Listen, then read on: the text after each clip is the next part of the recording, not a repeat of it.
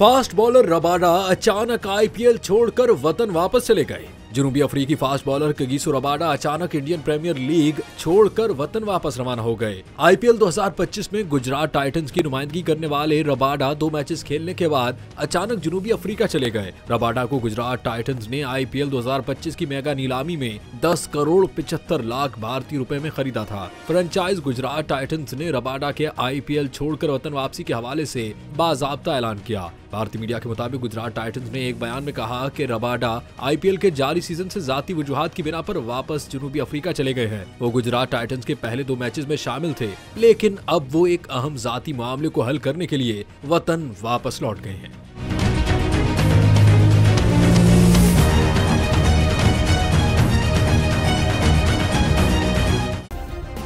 Subscribe करें और bell दबाएं ताकि कोई खबर रह न जाए।